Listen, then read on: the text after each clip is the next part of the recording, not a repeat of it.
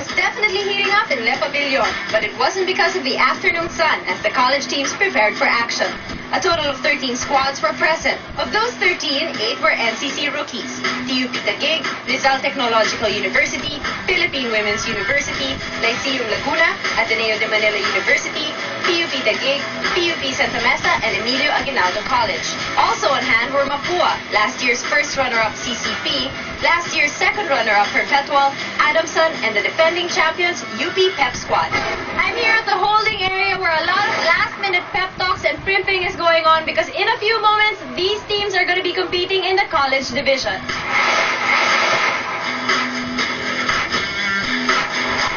Kinakabahan kami pero masaya kasi first time namin sasali, tapos mga kalaban namin yung matagal nang sumali sa competition na to.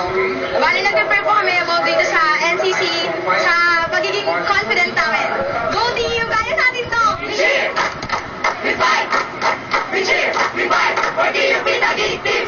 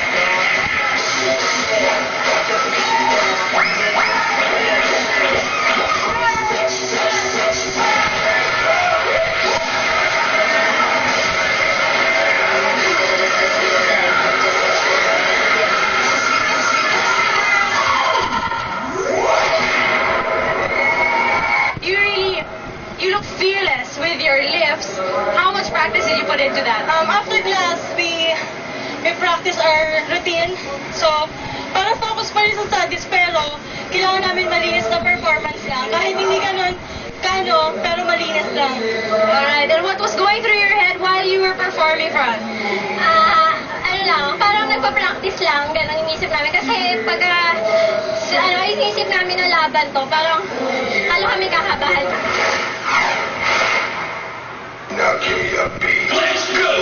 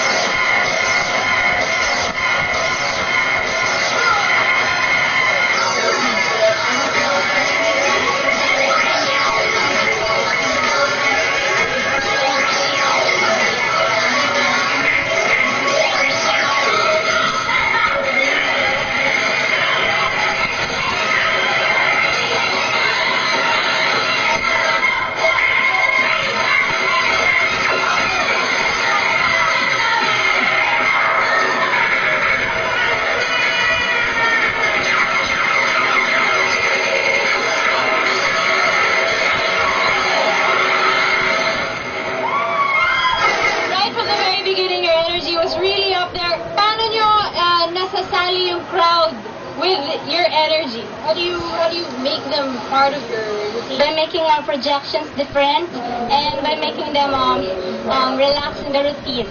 Kayo naman, you as a squad, how do you keep your energy up?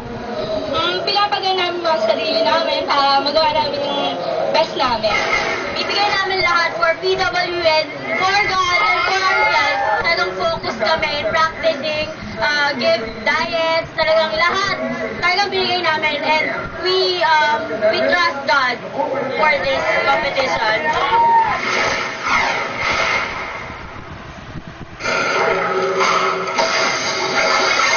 Ready for action.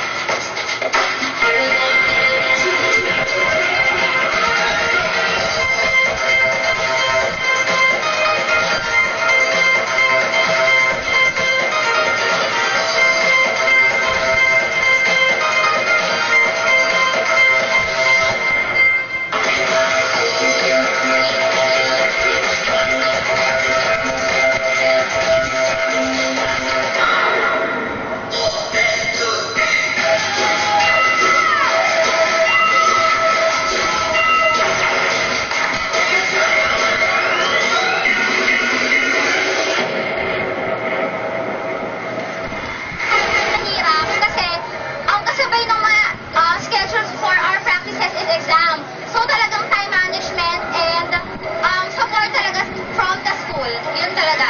And prayers. Sa amin po, ibibigay lang namin yung best na mga kaya namin. Hindi namin sinasabing kaya namin gawin in all the things, pero the best, yung best po na kaya namin, yun lang. Let's go! Energy! Let's fight! Energy! Viva! Let's get it!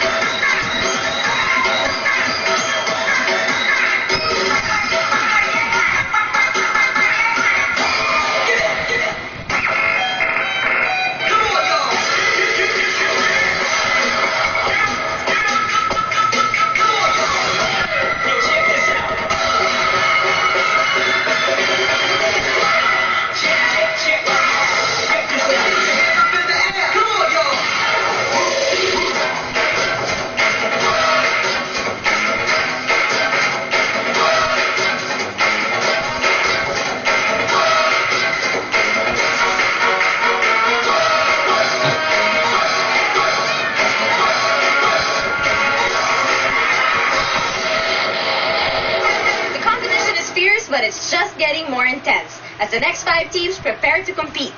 Get ready for Ateneo, PUP Taguig, Mapua, Adamson, and PUP Santa Mesa.